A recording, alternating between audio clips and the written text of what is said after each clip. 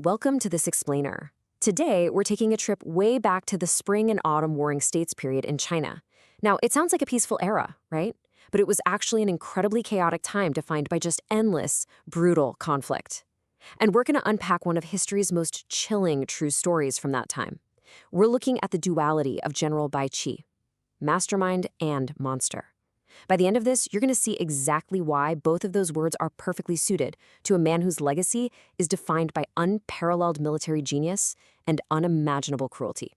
400,000. I really want you to take a second and just process that number. We're not talking about the population of a modern city here. That is the exact number of surrendered soldiers who were buried alive by the command of a single man. To put that into perspective, that's enough people to pack 4 massive, modern football stadiums to the absolute brim. It's a scale of death that almost defies human comprehension. Yet it represents a very real, very dark moment in our past. Section 1. The 400,000 Mass Burial Incident. To even begin to wrap our heads around how an atrocity of this massive scale could happen, we kind of have to rethink our typical understanding of warfare. This wasn't just a normal clash of swords and shields on a battlefield. It was a systematic, calculated annihilation. The year was 260 BC.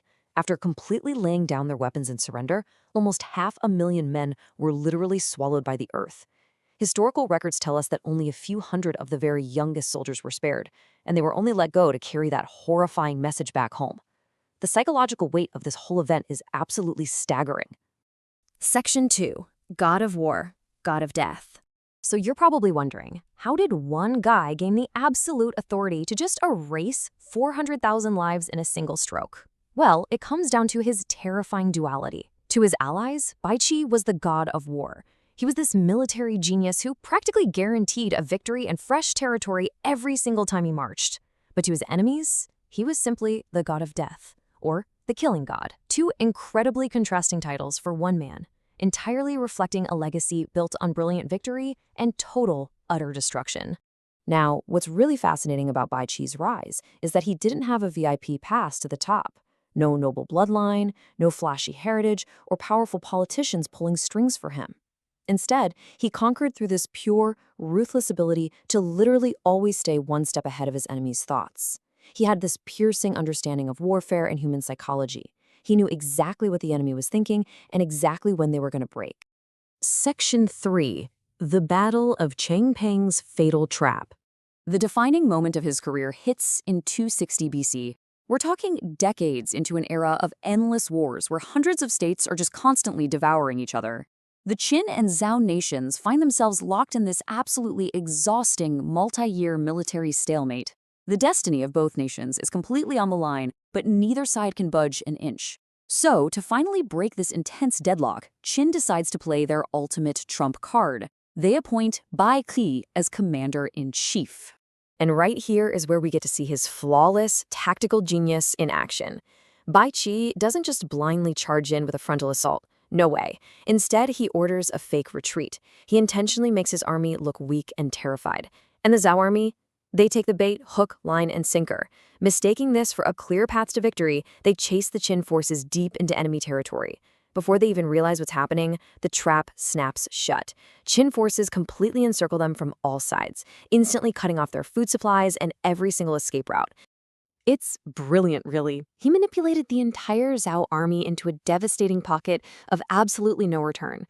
Starving, completely exhausted, and trapped with literally nowhere to run, 400,000 soldiers had no choice but to lay down their arms and surrender. It was an absolute masterclass in psychological and strategic warfare, and he pulled it off without a massive, bloody, head-on collision. But of course, this unprecedented victory created a huge, terrifying logistical nightmare. Think about it from Bai Qi's coldly calculated perspective for a second. I cannot feed them, and if I let them go, they will inevitably raise their swords against Qin once more. He simply did not have the food to sustain 400,000 prisoners, and releasing them, that just meant fighting those exact same guys all over again tomorrow. This severe lack of resources, mixed with the intense paranoia of a future rebellion, led to a horrific solution. Bai Qi ordered the entire surrendered force to be buried alive. With that single unfathomable command, he crossed the ultimate moral line. He completed his transformation from a brilliant military strategist into the literal god of death. Section 4. The hero's lonely, futile end. Now, you'd naturally think a general who delivered a victory of that magnitude would be celebrated and showered with riches for the rest of his life, right? Well, history had a deeply ironic and tragic twist waiting for him. His unmatched dominance out on the battlefield was a stark contrast to how vulnerable he was in the political court. Basically, his immense success completely intimidated his own king. Add in some insanely jealous court chancellors constantly framing him with lies, plus his own refusal to lead military campaigns he thought were reckless, and suddenly Bai Qi became a massive political target. This is the ultimate paradox of his entire life. Here is a man who was utterly undefeated by any enemy army across hundreds of brutal battles, yet he was destroyed by a single command from his own king. He was stripped of all his military ranks and eventually ordered to commit suicide. The mastermind who brilliantly outsmarted 400,000 enemy soldiers was entirely helpless against the simple stroke of a king's pen. Facing the very end, Bai Qi quietly picked up his sword for the last time. Calmly accepting his fate, he noted the bitter irony of his life's work. He said, "I fought for the country, but ultimately lost the king's trust." The great survivor of countless wars was killed not by enemy steel, but by the politics and paranoia of the very nation he swore to protect. Section 5. Great Hero or Cruel Butcher. General Bai Qi's life leaves us with this profound historical and psychological puzzle that scholars are literally still debating today. On one hand, his immense territorial conquests laid the very foundation for the Qin state to eventually unify all of China, and his brilliant military tactics are still taught in military academies all over the world. Yet, on the exact same hand, the mass grave at Changping stands as a stark, horrifying warning of how war just completely destroys human decency. So as we wrap up this explainer, we have to weigh the undeniable genius that paved the way for a unified empire against the undeniable horror of a massive slaughter. I want to leave this final question with you. Was Bai Qi a great hero who laid the groundwork for unification, or was he just history's most cruel butcher? Does history ultimately remember the brilliant architect of a nation or the merciless monster of the mass grave? Thank you so much for joining me, and keep questioning history.